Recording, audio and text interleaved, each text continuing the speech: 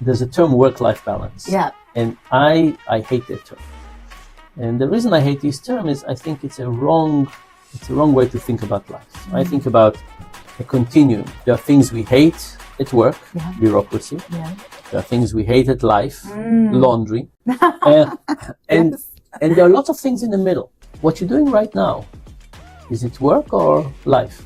It's both. If you go to a workplace and you think about work-life balance, the workplace is not doing their job. Oh. Because what they need to do is they need to make it so that you feel fulfilled. That people are able to lie a little bit and still think of themselves as honest people.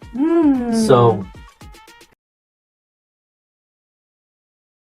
but understanding human nature and almost leaning into it, right? You're not leaning against, you're not trying to move against it. No, I think we have these instincts that have been evolved for a very long time for a good reason. Now, so I think about the human mind as a Swiss Army knife. Okay. Swiss Army knife is not very good in anything, right? Nothing is like the. I'm guessing that the cost of housing in Seoul is very high. Very high. Yeah. It's one of the problems for the younger generation. Right. Yeah. To own a house is almost impossible. Almost impossible. And people are saying lots of things about the new generation. Oh, the new generation is like this or like this or like this. Yeah. My guess is if you took young people and gave them a 30-year mortgage, they would become different people. Because you look in Americans and people move jobs a lot. They move city. They don't have stability. Right. But we kind of created those conditions for them when they can't have stability. If you took young Americans in San Francisco and you gave them a job and a 30-year mortgage, they're not going to move that quickly. So I think that what's happening with cost of housing and the difficulty of attaining it is actually affecting the fluidity of the young generation to a much higher level. Like we say, oh, it's them. Yes. I don't think it's them so much as much as the economic circumstances that they're in. Because so if you don't have a house, are you going to have a long-term relationship? Are you going to be committed to your work for a long time? Are you going to keep on saying, my rent contract is out in 6 months. What do I want to do? Like you have this, you constantly are thinking about this end of a period. So I think that a lot of the things that we blame the young generation for, it's not them. It's not them. It's the very complex economic circumstances we're in. And like you said, I think everything has a trigger effect. So when you don't have a stable house, it's impossible or very unlikely that you're going to think about having a stable family, right? That's right. So you don't want a stable relationship. So that's right. So everything kind of spirals. And if every few months you ask questions about moving or not moving, it's going to. When I lived in New Jersey for a year, there was a big sign on the side of the road, divorce with a question mark and the phone number for a lawyer. Okay.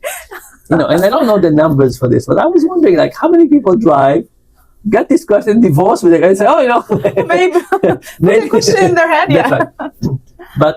But I think that if you put the question in people's head about moving, and it stays, it's not this. I think people would be less stable. I'm loving this conversation, and I'll move quickly because I know one other one that I was interested in was you talked about the emotional engagement. And when you are emotionally engaged to something, you're more likely to build this, human connections and make the work more meaningful. Yeah. As much as that sounds so ideal, and I would love that to happen, much like what you said, I think in this world, whether it's because of social media or the kind of relationship that we build, competitiveness, it's really hard to be emotionally invested in things because it also makes you hurtful or it makes you tied to things. Yeah. How can we become emotionally connected to find meanings? So I think that we have a built-in tendency to care, which is great. I mean, that makes me hopeful. I hope you're right. So in the last 8 years, I've been looking at how the Fortune 1000 companies in the US, how they treat their employees, how the employees feel about the company, and what are the implications of that in terms of stock market returns. Okay. Right now, human resources are kind of at the bottom of the pyramid of each company. They're not at the top, they kind of, but I want to get human resources to be at the top of the pyramid. Gotcha. They need to be the keepers of human motivation. So we've been studying human motivation, and we asked the question of, within the realm of the human capital, what matters? What gets people to be really excited about the work in a way that there's returns? And we found out that what we call extrinsic motivation doesn't matter that much. Salaries, vacation day, retirement condition, health benefits, all of those things don't matter a big deal. What really matters is the engagement that people have. Do you feel appreciated? Do you feel that the company is treating you fairly? Do you think the promotion is fair? Do you feel psychologically safe? Is the bureaucracy level low? You feel you're respected. You have a good relationship with your direct manager. I think that we are designed to find motivation and meaning. I actually believe so, yeah. I mean, think about this project that you're doing right now. Yes. Yeah. You have a career, but you somehow, I'm extrapolating, don't feel the need to this, but you have a career, but you somehow feel that your artistic self is not coming enough to play. And you're basically getting on planes and doing things and spending time and not sleeping well and not eating well to accomplish this creative part of you. Absolutely, yeah. Right? And I don't think you're unique. I think we all have, I mean, it's wonderful that you're doing this, and not lots of people have the ability or make the decision to do it, but I think we all have an artistic side that is once more out. We all have a part of us that we want to be more creative, more innovative. We want to experiment with new things. We want to try. I mean, we have this drive. You know, people do crazy things. People write poetry and run marathons and do startups and learn how to paint and, all kinds of things. When we're young, we do pottery and, like, what happens to that? So I think that the modern workplace is supposed to help us with that. But often it's not. I think more than often it's not. It's not. And it's not because of bureaucracy, and it's not because we treat people too mechanistically and not holistically, and it's true because there are too many lawyers and too many rules and so on. Startups, by the way, are better at that because they do this. So there's a term, work-life balance. And I hate that term. And the reason I hate this term is I think it's a wrong way to think about life. I think about a continuum. There are things we hate at work, bureaucracy. There are things we hate at life, laundry. And there are lots of things in the middle. What you're doing right now, is it work or life? It's both. It's both. I was going to say, it's both. There's no distinction. Think about all the books that you haven't read. There are probably life books and there are probably work books, but there are books in the middle that are both. That will be interesting for. I think that there's lots of room in this both. And what the workplace needs to do is to say to people, we're going to try to eliminate the negative stuff that is unpleasant, and we'll try to focus on things that are both. But the moment you come with this dichotomy, it's work or life. It's a very strange thing. So, my university, for example, they think that if people go for a run, it's life and not work. I don't think so. Or if people go to the doctor, it's life and not work. No, if somebody goes for a run, I can't tell you if it's for work or for life. They get healthier, they think about things, they get energized. If somebody goes to a doctor, it's not work or life, it's both. I think our task should be to maximize the holistic human potential of doing both, and I think that this distinction of work-life balance is misleading. It's not the right approach. If you go to a workplace and you think about work-life balance, the workplace is not doing their job. Because what they need to do is they need to make it so that you feel fulfilled at work. It's not that you have to balance kids and relationships, and I mean, I'm not saying that people need to be at work 100% of the time. There is a question of balancing, but this idea of work versus life, that's not the right distinction. Gotcha. They should not be in competition with each other. That's right. No, competition is, kids need time and exercise needs time and and health needs time, and cooking. I mean, there's lots of things that need to compete, but it's not the work versus life. That's not the competition. Gotcha. One last thing that I'm curious about is when people make dishonest comments. Yes. There was a part about how they rationalize it to themselves, and you said in the book that it's more about upholding the self-image Yes. that they want to preserve. What does that mean? So, there's a question of why people are dishonest. And the standard theory is that people do a cost-benefit analysis. What do I gain from being honest? What do I gain from being dishonest? Which one is worthwhile? But what we find is that people are able to lie a little bit and still think of themselves as honest people. So it's a matter of how much. That's right. So an example is in online dating. People can say, I'm 1 kilo lighter. That's not lying. That's not lying. That's right. Or, I just had a birthday 3 days ago. I would say, I'm not updating it yet. I'm still going to be on the last one. So, and it turns out it's in all kinds of things, right? It's about, I'm sure that in Korea too, people arrive late. Yeah. How often do people blame traffic when in fact it wasn't traffic?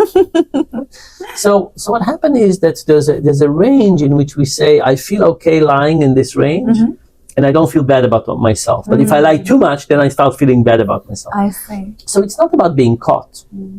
It's about what is our comfort zone by saying, I feel okay lying here and still feel okay about myself. Gotcha. It's our own internal judge. And of course, different things become very different, and cultures have a different aspect and so on. Yeah. But it's not as if we look at the information objectively and say, what do I get to lose? What do I get to win? It's about how comfortable, what is the edge of my comfortableness in this regard? And that eventually what's determine our level of honesty. And does that determine the spectrum, the limit? Is that determined more by individuals' life experiences, or? So it's a combination. Some of it, of course, is the environment. Yeah. If we are in an office and the standards for rule, the conduct is very clear. I see. And so on, that's very different. If we're in a place where we see other people misbehaving, things change. So the environment matters a lot. Yeah.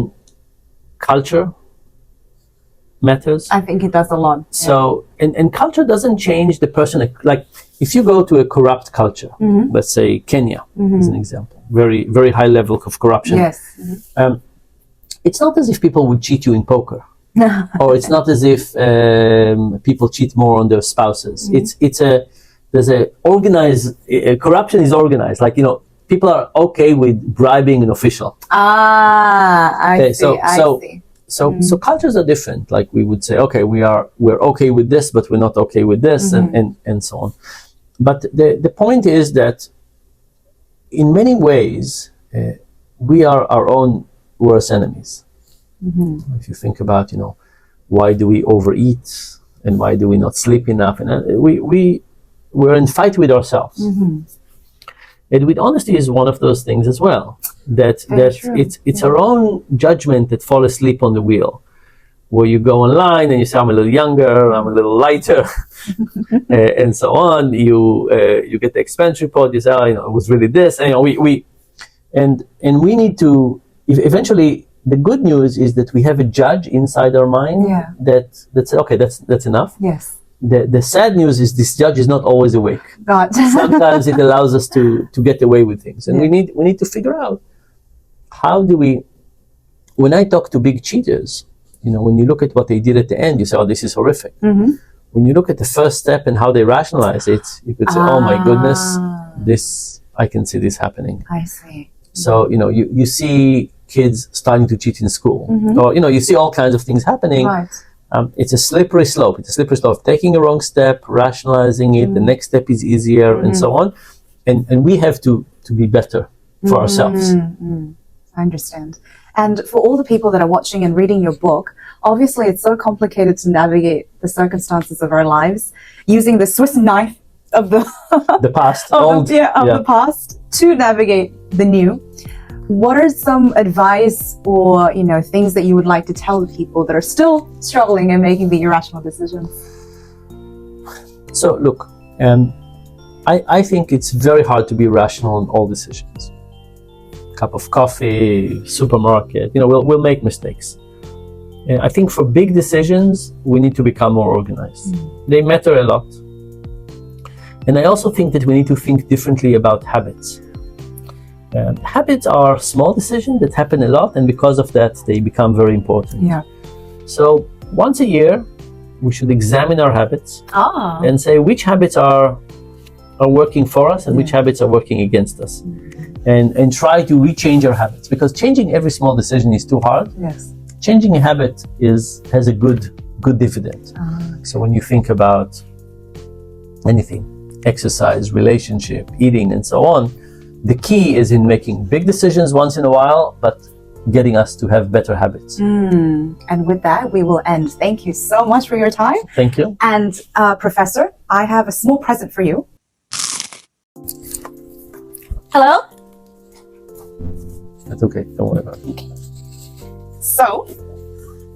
Yeah, in 5 minutes. So I got you a little present, and this is a traditional Korean engraved pen. Yeah, I know you would be going to a lot of places to sign and write books, and it's the traditional, beautifully. Very, very beautiful. Yeah. Wonderful. And the pattern, it represents the dragon, because it's the year of the year of the dragon. Year of the dragon this year. So I wish you all the wonderful things to happen this year, and thank you so much. Thank you. Thank you. Thank you. With that, we will end. Thank you. That's it. Please go. I will take your mic. Wonderful to meet you. Do you like the pen? Yes, very good. And your questions were great. Thank you so much. Really, thank you so much. Sorry it was so short. I would have loved to talk to you more another time. Oh, we'll keep in touch. Very good. Have a good trip. Thank you. Bye. Care.